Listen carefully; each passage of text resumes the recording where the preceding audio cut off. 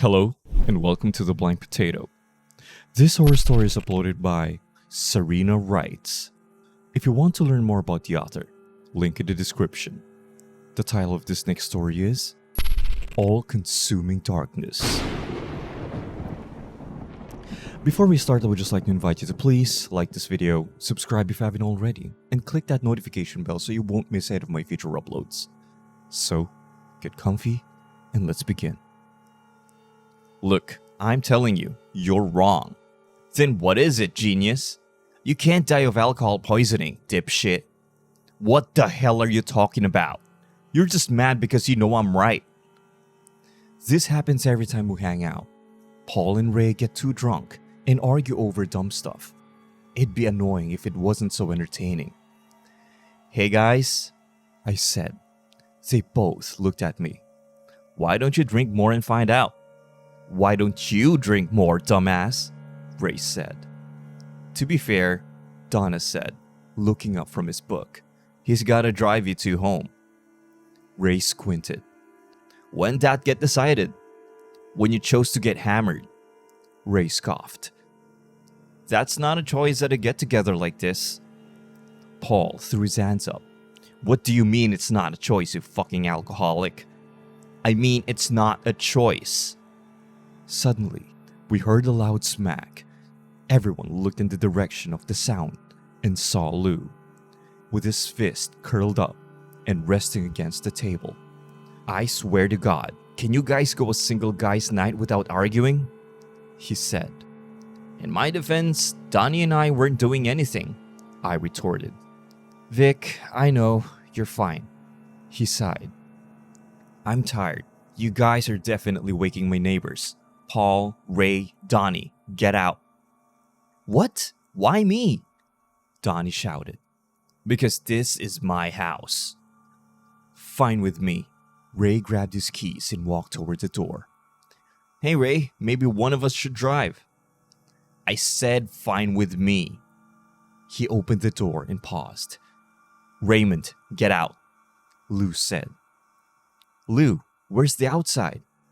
Everyone looked at him. What the hell are you talking about, Ray?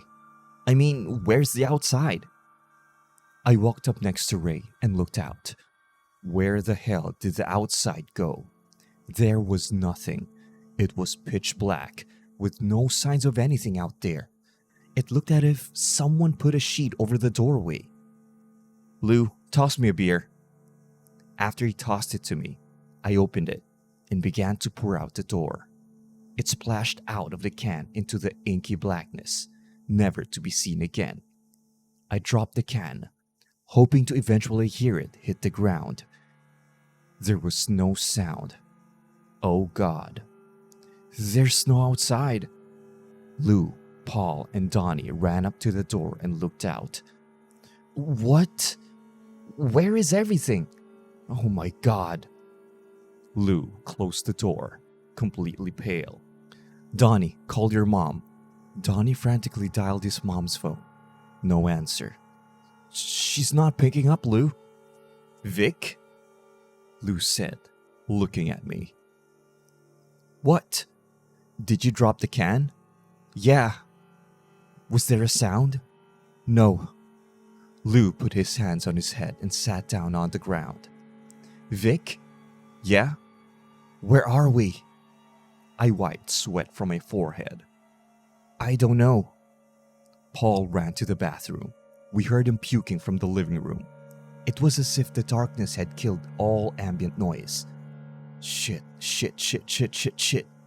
Ray started to pace. What did we do? What did we do? Donnie yelled, grabbing Lou. Hey, get off! He pushed him off. How am I supposed to know? We heard a flush and watched as Paul weakly walked back in. Paul, are you okay?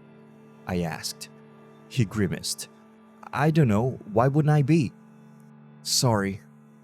An hour passed as none of us said anything. Lou had moved from his spot. Donnie walked through every corner of the house looking for reception. Ray drank more. Paul weeped into the couch pillows. I stared at the TV, watching as it refused to turn on. Maybe there's an end to the darkness, Ray finally said. "Ray, you need to stop drinking," I said back. "Fuck off." He poured another shot. I went upstairs to Lou's room and sat on his bed. I opened his bedside drawer to see if there was any way to find the outside world. "What you doing, Vic?" I heard Lou say behind me. "Do you still have your gun?" I asked back. "Yeah, of course. Where is it? It's not in your drawer." Lou faintly chuckled. "Sorry, I tend to hide it in different places." I looked at him. "Isn't that inconvenient?" "Maybe to you." Lou hugged behind me. His beard rubbed against my shoulder. "Lou, not with the guys downstairs." "I know, but I'm scared." I said nothing and patted Lou's cheek. "Where's the gun?" He hugged a little tighter. "Under the bed." "Thank you." He let go, and I grabbed the gun. I'm not as familiar with guns as Lou, but I know how to fire one. "Okay, guys, let's test something," I said, descending the stairs. "What's up?" Donnie asked. I showed the gun to the guys. Boom! I opened the door as the other 4 guys crowded around me.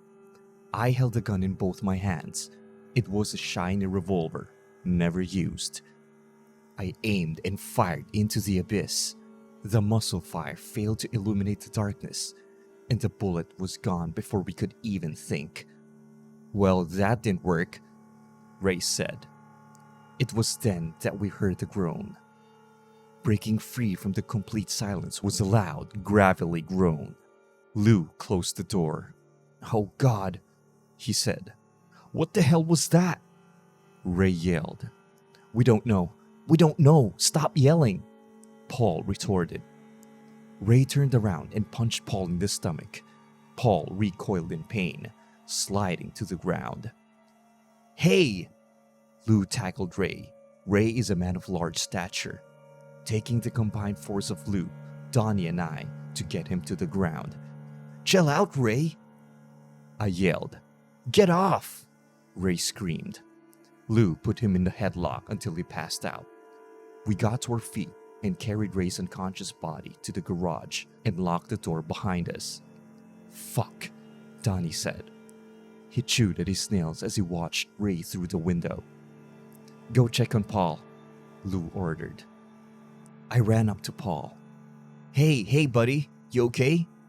I lightly slapped him. "Yeah," Paul winced. "God, it hurts. Let me look." Paul unbuttoned his shirt. His stomach was purple in the area where Ray punched him. I lightly applied pressure, causing Paul to gasp. "Does that hurt?" Yes, it does." After wrapping some ice cubes in a rag, I gave it to Paul. "Hold this on your stomach." He said nothing and put the pack against the skin. "Don't move, okay?" He groaned and fell asleep. I walked back over to the TV and tried to turn it on again. No dice. I turned around to join Lou and Donnie at the garage until I heard the damn groan again. I looked out the door into the darkness, mortified. A faint light shone at the other end. "Hello?" I screamed. No response. "Hello?" I screamed again. Still no response. I closed the door. "Vic?" Paul asked. He was pouring buckets of sweat and half awake. "What's up, Paul?" "Was that a light?" I looked down. "Yeah." "Is it help?" I could feel my eyes get hot. "I don't know." "Oh," he coughed.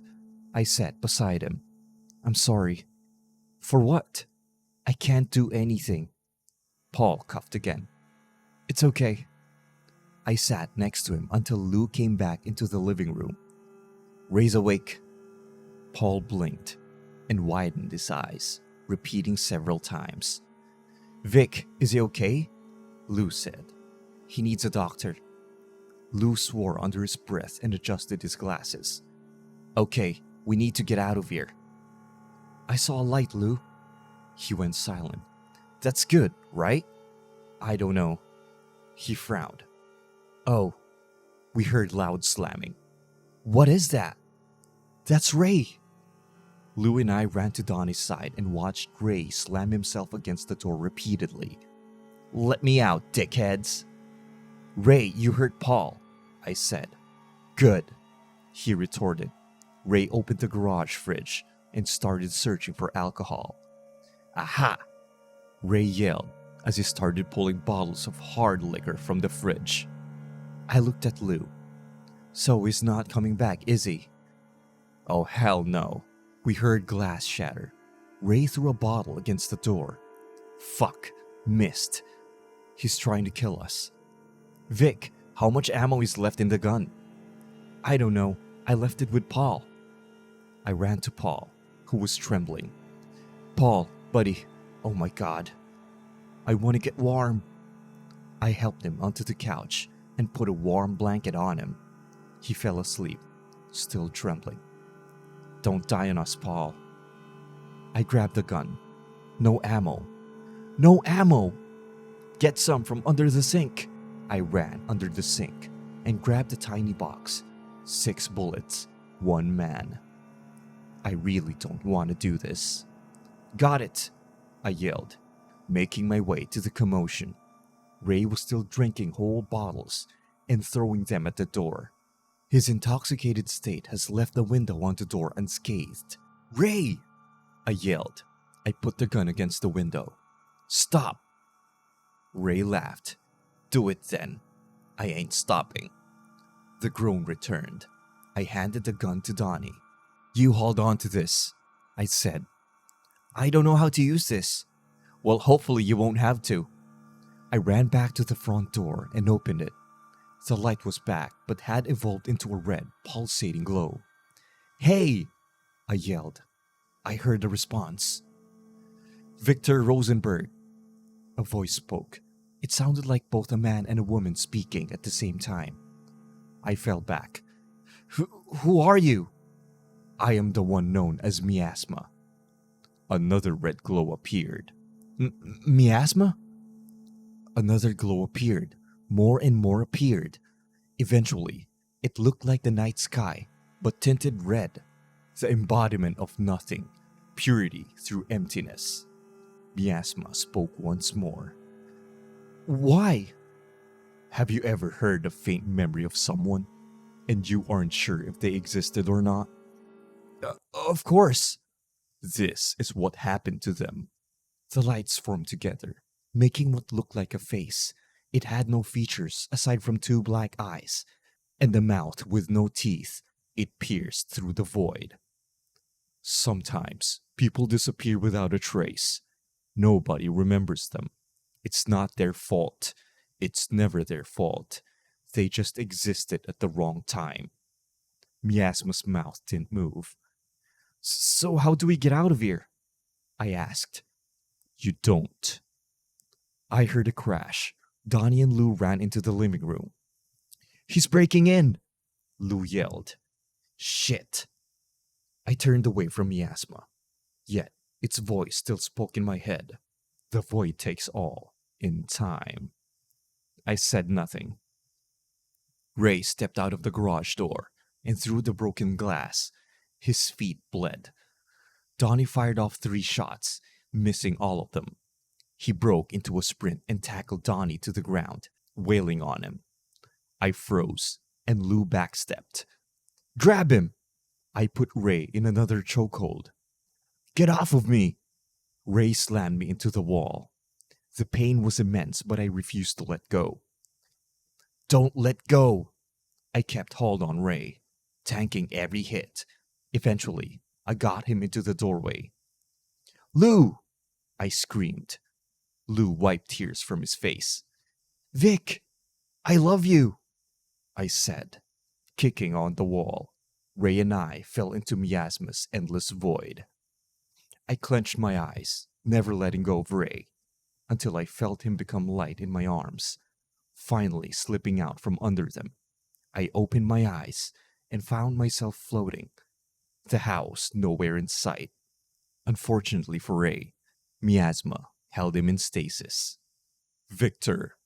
I stared at Miasma. I lied.